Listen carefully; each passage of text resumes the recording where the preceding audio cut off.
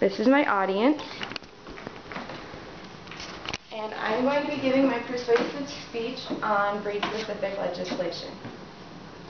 Imagine that you're taking a walk in a neighborhood on a nice sunny day. Cool breeze, smell of lilacs in the air, when all of a sudden, out of the corner of your eye, you see a dog running at you with his teeth bared. Without a moment's notice, the dog bites your arm and runs away to its owner. When you look down at your arm, you see blood dripping to the ground. You have just been the victim of a dog bite. Now, do you think all the dogs of that particular breed should be punished for this incident, or should only that individual dog be punished? I have done extensive research on breed-specific legislation, also known as BSL, and how it affects all dogs, communities, and people just like you and me. Breed-specific legislation does not address aggressive or problematic canines on an individual level. Today we will examine the ineffectiveness of BSL, perceived constitutionality of BSL, and factors beyond breed that affect a dog's aggressive behavior.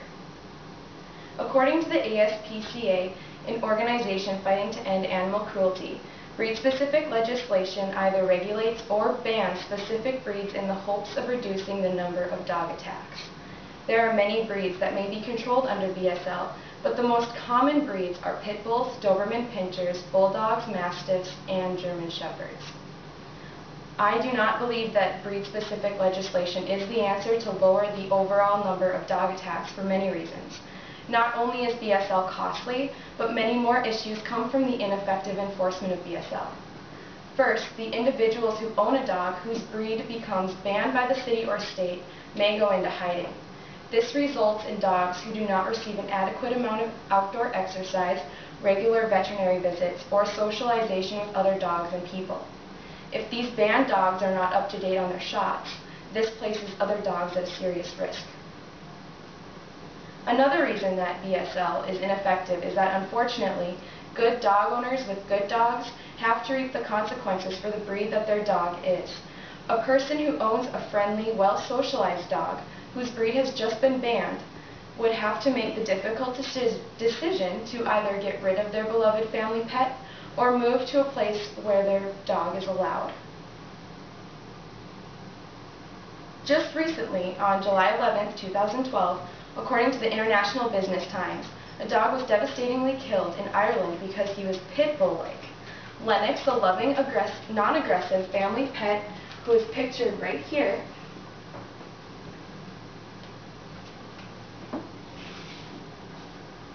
was taken away from his family in April 2010 because he resembled a pit bull, which is a breed that is banned in Northern Ireland. Unfortunately, the Belfast City Council was incorrect. According to Lennox's owner, Carolina Barnes, Lennox was an American Bulldog and Labrador cross. But because he looked like a pit bull, Lennox became the center of a 2-year international debate. After many worldwide public efforts to save Lennox, on July 11, 2012, Lennox was euthanized. Carolina Barnes stated that he never showed signs of aggression, and he was targeted completely because of the breed that he was thought to be. Once receiving the devastating news on her beloved pet, Carolina Barnes released this statement. "We are sorry to say at the present time, Belfast City Council seems to be intent on killing our boy. Despite previous assurances otherwise, we have been denied the opportunity to say goodbye. We have also been told that we cannot collect his body and bring Lennox home. We have been informed, however, that we will receive some ashes in the mail." If Carolina Barnes and her family resided in the United States, Lennox's case would have been handled much differently. And since the 1920s, Americans have disputed the constitutionality of breed-specific legislation. The Supreme Court case Misha versus People of the State of New York gave police the power to regulate and control dangerous dogs with drastic measures, as long as it does not infringe upon the dog owner's rights of liberty. Even though Lennox's case occurred in Ireland, which is not subjected to the American court's findings, do you think that he was a dangerous dog, or do you think that Carolina Barnes's rights were infringed upon? Additionally, the Alabama Supreme Court case WAF, Sheila Taft versus Huntsville, Alabama, upheld the decision that pit bulls were no more inherently dangerous than any other dog breed. Also in Lennox's case, even though he was considered pit bull-like by Northern Ireland's court system, do you believe that he could be considered a danger to his community? Because I do not believe so. Lastly, the Ohio Supreme Court case State v. COMM struck down the Ohio Review Code, which declared the pit bull vicious because it violates our rights to be heard. Based upon all of these findings in the U.S. court system, I do believe that Lennox was unfairly put to death based on his pit bull-like appearance.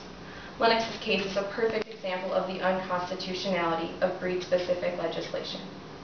And in addition to the unconstitutionality of BSL, there are many factors beyond breed that affect a dog's aggressive behavior. According to the U.S. Center for Disease Control and Prevention, properly socializing and training canine members of the family lead to a decreased chance of aggressive behavior. Specifically, a dog owner should teach the dog submissive behaviors, such as rolling over to expose the abdomen and giving up food without growling to help lessen aggressive tendencies. Additionally, aggression in dogs has been shown to be associated with failure to spay or neuter. If a dog owner has no intent to use their dog for breeding purposes, they should highly consider spaying or neutering their dog. I believe that aggressive behavior can and should be avoided at all costs. Breed-specific legislation does not address aggressive or problematic canines on an individual level. Today we discuss the ineffectiveness of BSL, perceived unconstitutionality of BSL, and factors beyond breed that affect a dog's aggressive behavior. I hope that if any of you face a situation where breed-specific legislation is trying to be enforced, that you will go against it. Because you must remember, pit bulls, Doberman pinschers, bulldogs should be given the same rights as our two furry friends right here. Come here, boys. Come here. Little Rusty. Scooter. Scooter. Come here. Good boy. Thank you.